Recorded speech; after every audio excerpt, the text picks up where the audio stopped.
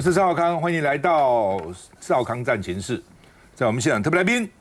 何志伟委员，新年快乐；吴怡轩发言人，大家好；尹乃菁小姐，柯志恩委员，林玉芳委员，黄建豪委员，因为他都写立委当选人，就是委员了嘛啊。好，那么距台湾141公里很近哈，美国、菲律宾要在亚米岛举行大型军演，141公里很近啊，还没有台北到台中啊，都有200公里，140公里就在离台湾这么近的地方举行军演，哦，那他们说叫做肩并肩的演习，大型联合军演哦。那么另外呢，这个肩并肩呢，动员了17600人，而且第一次在水上有实弹演习哦，不是这种空包弹，实弹演习啊，演习给你看啊，离台湾那么近，什么意思啊？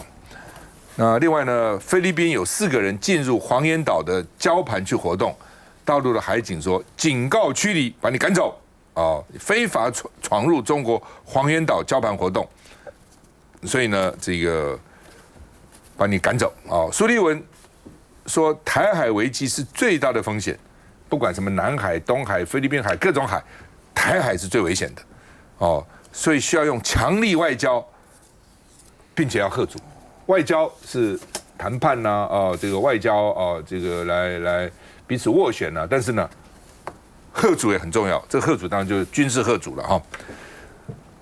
美国智库经常在兵推2026年台海会发生战争吗？如果发生战争，美国介不介入呢？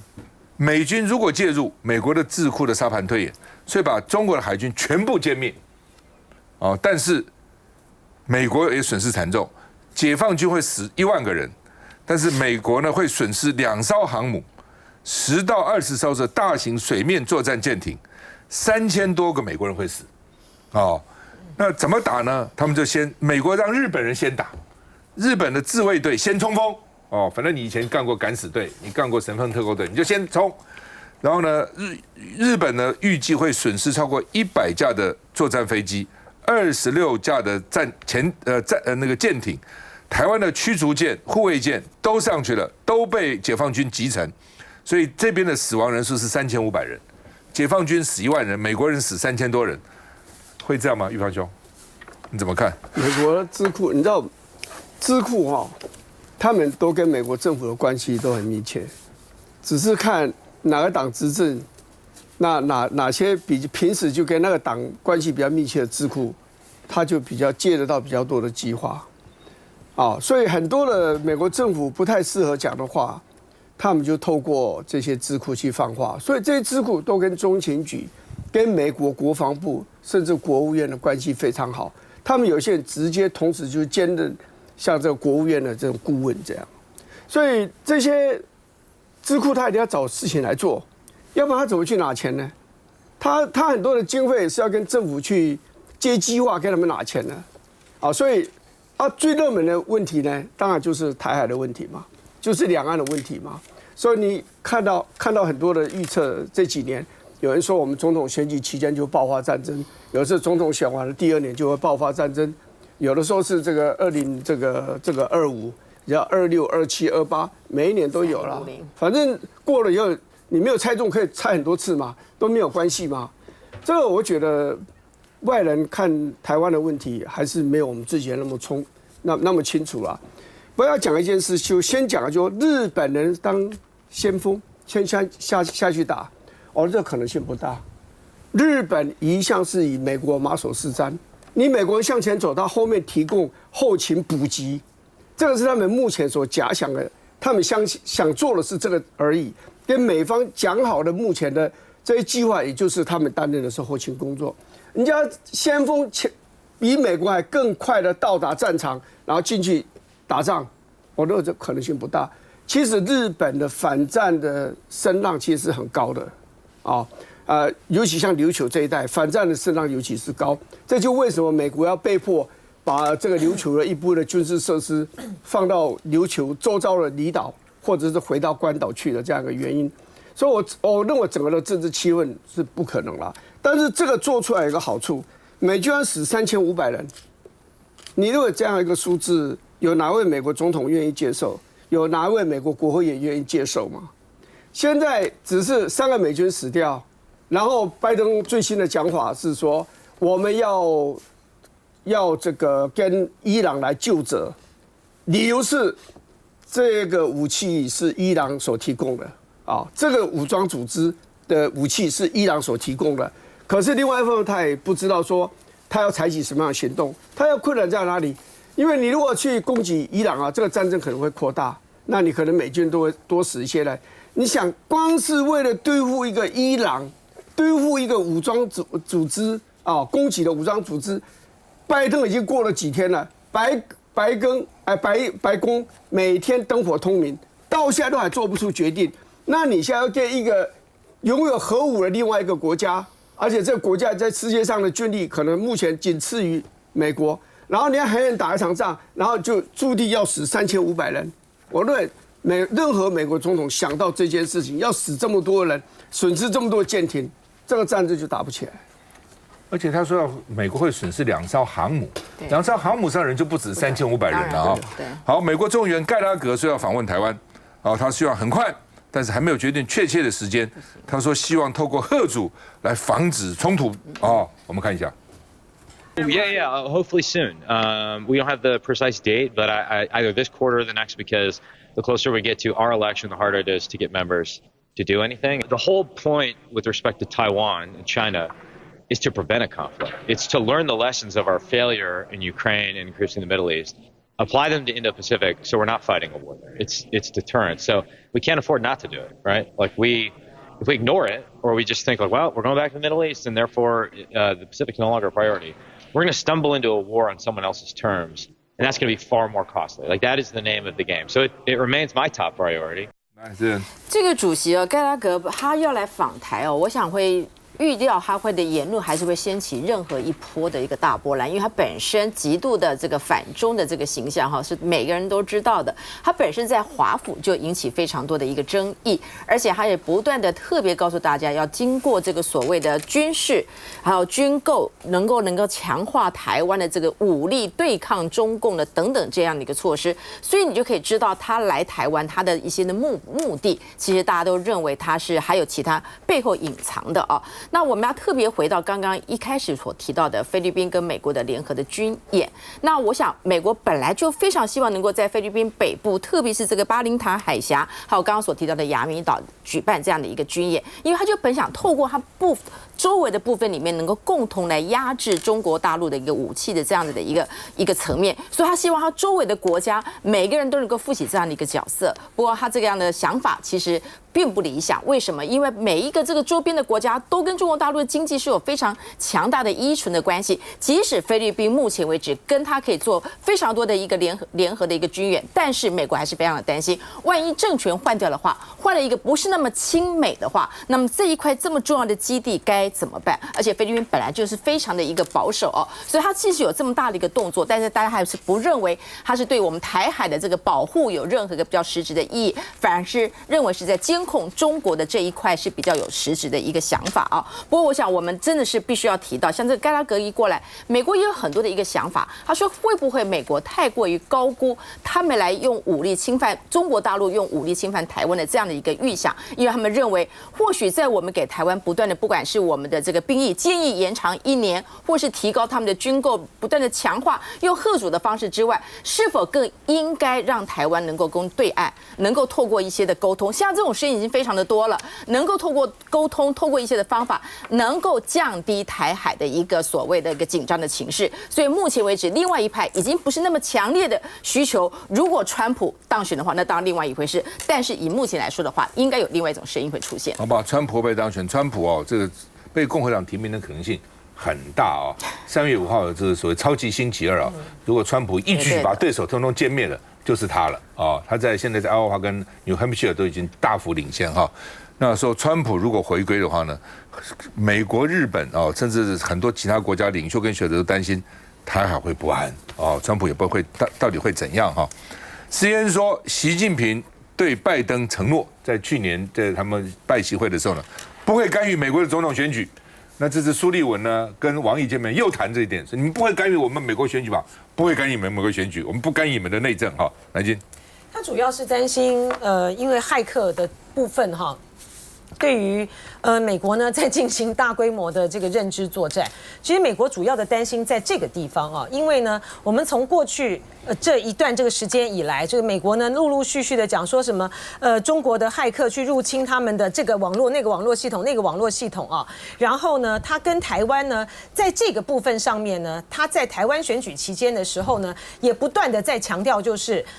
大陆呢会对台湾呢来进行这个认知作战，然后我们这方面呢也非常的配合的演出，就是揭露了很多的讯息，就是中共呢如何的对我们呢进行这个认知作战，所以美国主要的担心在这个地方，但是呢就说就算是习近平呢有那样的承诺说不干预这个美国的总统选举，但是我们可以看得到，在这个大陆方面呢自主性的或者是说有系统性的背后可能有各种各样这个不同的目的的啊，在进入到美国的这个网站以及在这个网络上面呢所操作的这些所谓的啊，在美国来讲所谓的这些假讯息呢，这个是不断的哈。这当然呢，对于拜登政府来讲，他现在是面临到一个很内外交迫的一个局面啊。他在国内的时候呢，面对川普的来势汹汹，然后呢，在外面呢，面对像中东的危机啦、红海危机啦、以哈的这个问题啦，南海这边的这个问题、朝鲜半岛的问题，甚至于台海这边的问题，都让他处在是一个他没有一个地方搞得定的一个状况之下的时候呢，他就更急于的希望呢能够局部的稳定的某一些的局面哈，而最容易稳定而最容易操控的，当然就是在台湾这一边啊，因为我们可以看到呢，现在台湾的赖清德总统呢，他的当选。他的所采取的所有的路线，他都只能够紧紧的跟美国抱在一起，因为呢，他在竞选期间的言论，还有他在这个选后呢所表现出来的，在两岸关系上面的这个言论呢，让大陆呢已经对他是定性了啊。在赖清德呢没有进一步的表达对于两岸关系有一个比较大的一个政策的转向之前的时候，美国现在呢就是对于赖清德呢，他其实是施加了极大的这个压力啊。可是他这个压力的，他有一个界限，他这个界限呢是在于说，他希望呢你不会贸然的往法理台独的方向走。可是呢，又能够呢跟中国大陆呢保持一定的距离，使得呢赖清德呢比较好为他所用。因为无论如何，在这个应对中国的这个态势上面呢，民进党呢是一个再好用不过的牌了哈。我们回头来看一下哈，就说今天呢，美国呢那么大规模的跟这个菲律宾呢举行这个肩并肩。然后苏立文呢又在强调说，要形成一个嚇阻的态势，要让这个中国大陆呢不至于在南海跟台海呢轻举妄动。可是如果说美国真心的把台湾当作是一个坚若磐石的朋友的话，为什么历来这个肩并肩的演习已经行之多年了？为什么这个美国呢从来没有不敢邀请台湾参加，连邀请我们当是一个观察员都不敢？因为呢，他知道只要邀请台湾加入到这个肩并肩的话，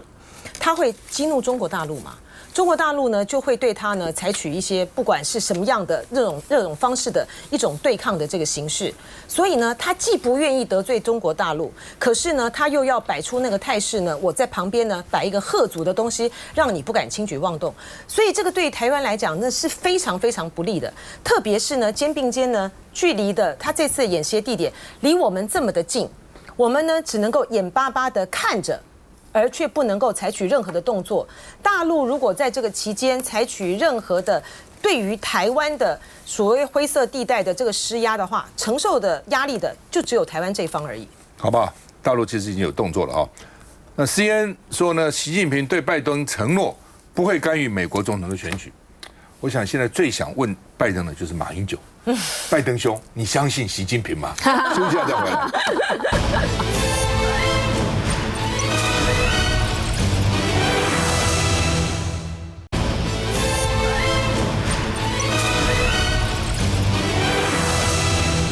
好，大陆宣布啊，它的 M503航线呢，那取消偏西飞6海里，哦，本来就是你中线它往那边移一点，让你呢不要怀疑它啊，它离中线比较远。它现在说要不偏了。为什么？因为它的空域啊，说这边呢它的太拥挤了，飞机太多了，所以呢希望空域大一点。当然，我想这跟赖清德当选都有关系，一连串的，不管是军演啦、ECFA 啦、这个断交啦、诺鲁啦、然后呢这个航线呢，其实都我认为都相关了哈。那这是原来的中线，所以呢，它现在基本上呢，因为现在靠近中线，所以最近的地方只有7.8公里就靠近中线。不过我也在想这个民航机不管怎样了哈，你这个军机都已经过来过去，每天都过来过去了。你在这扯这干嘛？知道这意思吗？对啊，这不见树不见林吗？你军机军舰都已经跑来跑去，这边跑了，这不已经早就穿越中线了？民航机它现在至少还在中线以西，你跟他计较这个军机天天跑过来跑过去，对不对？你又能怎样？美国又能怎样？裴洛西来以后就是新常态了。美国能怎样？而且那个 ICAO 版就同意的2007就同意过了。是，那所以国台办就这样，你抗议什么？根本不存在什么海峡中线，老共也不跟你商量了。以前这种事打个招呼也不打，他就干了，那你又怎样？他下次给你贴了中线，他不过了中线，你又怎样？把他打下来吗？好，那么国台办说是民进党把台湾推向险境，因为现在在赖清德还没有就职，520就职前就开始施压那另外呢，大陆陆委会也发布新闻稿来这个骂来这个痛斥那国防部也说立刻停止，他会停吗？他会停吗？国防部如果叫他停就停了，我就佩服国防部，我去向国防部致敬大家看会不会停，还要即刻停那另外呢说，因为他原来是西向东偏了6海里啦，可能会影响我空域应变的时间那另外呢说有一个大陆的运9跟在国泰航空后面所以来测试呢能不能躲掉我们的侦察不过呢还在那头嘛还在那头好，那么到底情况怎么样？我们看一下。大陆民航局30号晚间突然公布，争议多年的 M503航线2月1号起要调整，台湾因应时间不到30小时。所谓的 M503航线，中国大陆早在2007年就计划，2015年片面划设，我方抗议后向西移11公里，并承诺只有南下航线，但2018年又片面启用北上航线，现在更未经协商取消西移飞行偏置措施，将靠近海峡中线最近处只有7.8公里，并启用2条东西向的 W122、W123 衔接航线，福州、厦门飞台湾班机将不再绕行北方航路。万一在这个航路上有一个天气，它必须要做闪躲，而它不能往右，也就是往西的方向闪，它必须要往东的方向闪躲的时候，这样就是一个问题，因为这个时候你可能就会进到我们台湾的飞航情报局。那这个时候到底要不要让它做避航？专家认为，对岸此举刻意不跟我国民航局协调，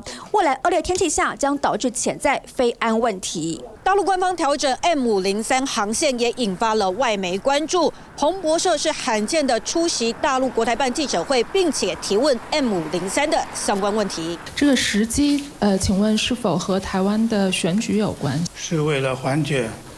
相关空域航路拥堵。多方说法，此举是缓解航班增加压力，减少延误情况。但我方陆委会批评中国大陆实则罔顾飞安，不尊重台湾。M503航线是一条民用的航线，所以陆委会的说法不成立，是大陆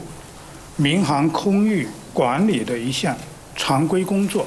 无需与台湾方面协商。陆委会更质疑陆方此举以民航包装对台政治乃至军事的不当企图，并有改变台海现状疑虑。我说老共这种做法其实非常的不聪明啦因为老实说，你看美国这么关心台湾，全世界这么关心台湾，其实就希望说台海这边要安定嘛。那老共这边其实当然他的动作就是施压，并且压缩我们的反应时间以及战略空间。但是我认为这涉及的东西，除了国安之外，我们民航的安全，你不能说你们这个中国这边人比较重要，那其他国家包含台湾的飞航安全不重要啊。所以我说，其实最近刚刚我们有讨论到，其实这么多的军演。以及这么多的这个大家在这个中南海这边跑来跑去哈，南海这边其实最主要就是像美国其实很重要，就是他相信现实主义，现实主义的背后叫做嚇阻嘛，他全面的嚇阻才可以防止说我们不被这个不被攻击。那另外一个原因就是另外一个重点就是说，其实我们台湾这边。根本都没有在进行所谓的挑衅，而且我们是尊重所谓的民意。但是我这边也提醒一下，其实老共真正要注意的事情是，现在他们国内内政问题很多。那我可以看到未来的趋势，就是说他们的经济问题、年轻人的失业问题，包含气候变迁，连粮食自主的问题都一个一个浮上来了。那今年刚好又是2024全球的大选年哦，80个国家过半的人口要选举了。那其实我觉得台海之间在某个程度相对会安定很多。那我在我这边以民进党的逻辑再讲一次，我们其实都很欢迎对话，而且是和平的对话，没有前提的。那我也期待，不管是哪里人，你是哪一个国家。台湾的民主是存在的啊，中华民国台湾，我们自己一票一票选出立法委员跟总统，那他就有绝对的民意跟他的主权。那我想在主权不被侵犯，或者在主权不被打压的状况下，什么东西都可以谈，而且大家可以坐下来聊。